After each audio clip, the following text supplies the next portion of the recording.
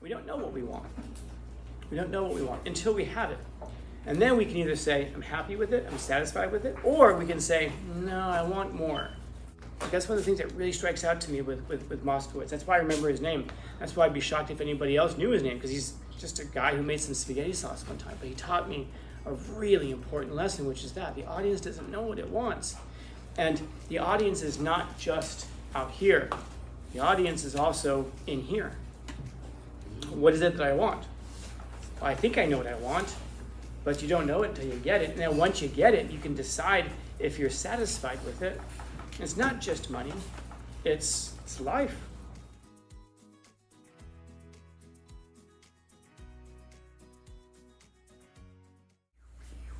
And we're asking that question about what hope is, hoping a coin flip. Hope is when you have your fingers crossed, but it's very different from probability. And we have this word up here, want, and I just wrote it there because I started thinking about the kinds of things that we want in our life. And to want, of course, is to desire, so the things that we desire. So hope is confusing the things that we want with it actually happening. Like I can sit there all day, fingers crossed. Oh, I hope I pass this math test. I hope I pass this math test. But it isn't true that the more you hope, the more likely it is. But there are some people who think that. They think like, if I just want it badly enough, if I just tell the universe I want it, the universe will deliver it. Fingers crossed. I really, really hope. Will the universe deliver it?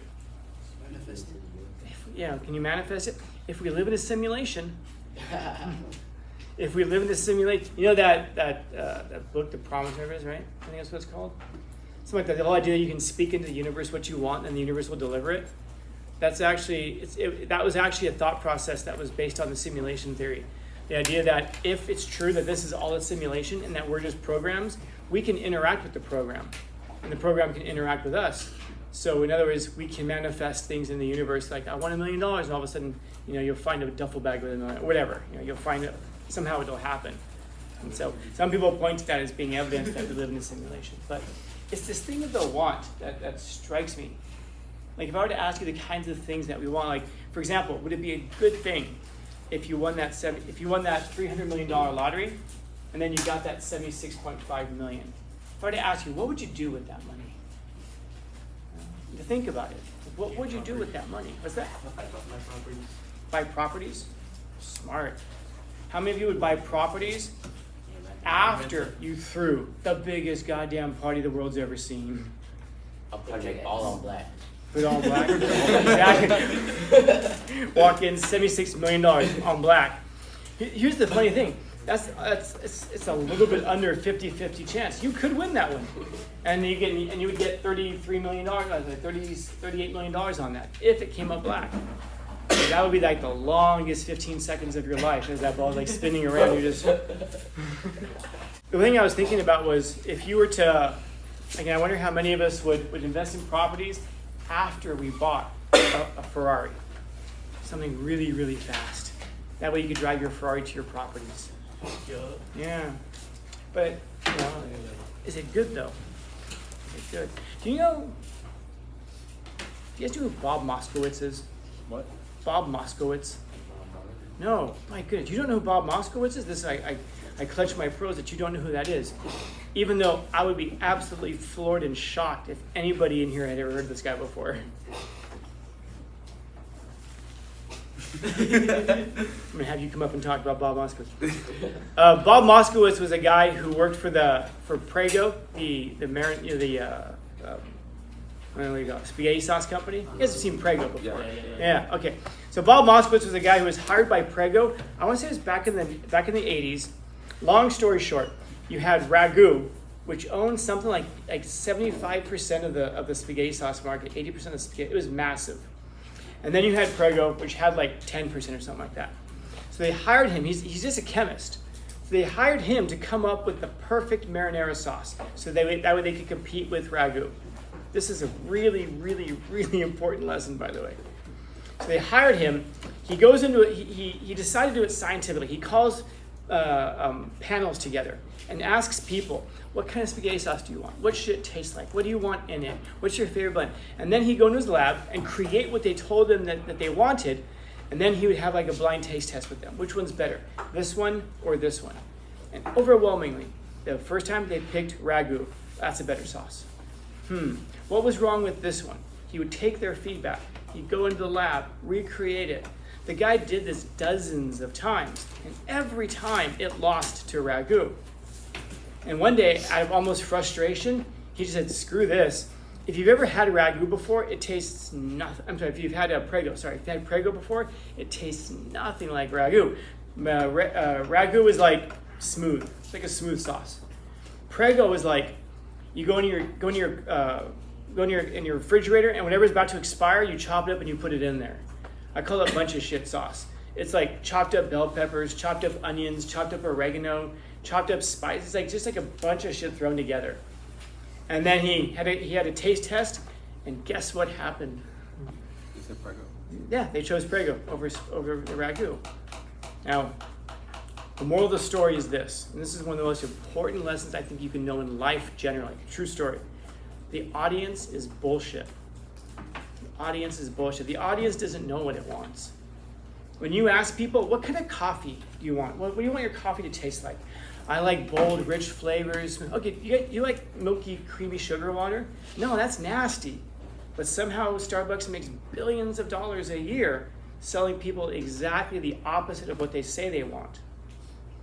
Prego now makes billions of dollars a year selling people exactly the opposite of what they said they want. That's because we don't know what we want. We have an idea. We can say, I want this kind of a life, or I want this kind of an income, or I want this kind. But the truth is, we can't know what we want until we have the thing. Then the question is just, are you satisfied with what you have? That's why this question of the money is so interesting to me. Is that $300 million a year, there will be people who will say, dude, come on, $15 million a year, you can't live on $15 million a year? Sure, you could, but then you can't invest as much of it, and then you can't grow it the same way. So, but then this way you're giving away half of it. Dude, how much did you have in the first place? You had $1 and a hope. And probably nothing else. You may have walked in 7-Eleven like, let me get this one lottery ticket. And then all of a sudden you see the numbers and you have to am I really seeing what I think I'm seeing? And then all of a sudden you're a guy who went from having $1 to your name to having $76.5 million in the bank within 7 days. And so I feel like that's a win. And if you ask yourself, what could you do with 76 million? What could you do with 300 million that you couldn't do with 76 million? I don't know. But I do know one thing for absolute sure. The audience is bullshit. We don't know what we want. We don't know what we want until we have it. And then we can either say, I'm happy with it, I'm satisfied with it, or we can say, no, I want more. I don't know if you could get this and then say, I want more. Because the dope thing about this, the 76.5 million, is that if you want more, it's in your power to get it now. Because you can invest it in a way that you couldn't have invested the money before. You can turn things around. And I start thinking about life like that. That's one of the things that really strikes out to me with Moskowitz. That's why I remember his name. That's why I'd be shocked if anybody else knew his name, because he's just a guy who made some spaghetti sauce one time. But he taught me a really important lesson, which is that the audience doesn't know what it wants. And the audience is not just out here. The audience is also in here. What is it that I want? Well, I think I know what I want, but you don't know it until you get it. And then once you get it, you can decide if you're satisfied with it. And it's not just money. It's life. There are people who, good example I'm thinking of, like teachers. People, it's really, this will shock you, but it is really hard to get a job as a teacher. It's not easy, man. You have to go through a lot of hoops. And then if you do find, for example, you have to teach for 6 months with no income. You don't get paid for it. It's an internship. Who can take, and it's during school hours, who can take 6 months off of school, 6 months off of work to go work for free to get a credential? Now I start thinking about the kinds of people who can do that. Usually it's going to be rich people who have money otherwise. So then you start thinking, so then who's going into the schools largely in teaching? people who don't really have a connection with struggle, largely, people who don't understand the same struggles that their students can go through. Now, I mean, obviously there are exceptions, of course, but you start thinking about that, And now, despite all of that, you have to go through university, get a degree, get your teaching credential, do your internship. Then finding an opening for a job is really, really difficult. Now, if you do find it, it's something like 40% of all teachers quit in their first 5 years. They go into teaching, that's what they wanted to do. They went to school for it. They worked, and a lot of them, that's what they've always wanted to do. And then you show up on the first day and you're like, good morning, everybody. Because I'm a new teacher. I know what students want. Because I'm, usually they're younger too, and they're thinking like, I wish I had a teacher like this. And then they walk in the first day and they think the reason students don't respond is because of the teacher. Yeah, but I'm gonna be different. So then we walk in, good morning everyone, and you guys, and you aren't saying it with your mouth, but you're saying it with your eyes. I hate that you're alive on this planet with me. And then that teacher's like, okay, let's learn about poetry. And then the first few years go by, the teacher kind of realizes, I thought I was going to solve the educational crisis all by myself. I guess not, maybe not. The audience was bullshit. You didn't know what you wanted. They didn't know what they wanted. They thought it was going to be one thing because they didn't really look into it. They didn't find out what teaching really is. Oh, I mentioned before, you want to be a lawyer. I don't know if anybody here wants to be a lawyer. And you'll hear that. People say, oh, you should be a lawyer. You like to argue. You should be a lawyer. I think it was in this class I was mentioning. Mm-hmm. Almost nobody actually argues in court like that. Don't they just sit in an office or something? Yeah, largely. Yeah, mostly just sit in an office, staring at paper, wearing a suit. Like, why are you wearing a suit? You're in an office where nobody else is going to see you. But you still have to get up there in your monkey suit and be uncomfortable, and then you sit there and stare at that page and go, but you know what? At least I earn money from this. And then you got to kind of justify it in your own self that you've now sold your soul 10 hours a day at a time for some money, but for something that you absolutely hate.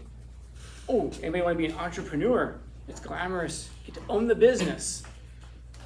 Anybody know anybody in here who owns a business? Yeah, not so glamorous. You're the last person. You're the last person to get paid. You have to make sure everybody else gets paid before you do. If you're successful, you get some money at the end, man. But the first, several years of it can be very difficult. And if you walk up and down Highland in all the directions, you can see there are a lot of businesses. Each of them has an owner. I would just ask you, maybe if you look at the business, do you think that the owner is living the dream that they expected it to be? Maybe, maybe not. Largely, no, because most businesses don't stay in business. 70% of businesses, I think I read, go out of business in the first year or 2 years because you didn't know what you wanted. You thought you did, but the audience is bullshit. And so maybe the point isn't necessarily, it's sure, pursue what you think you want, but appreciate what you have.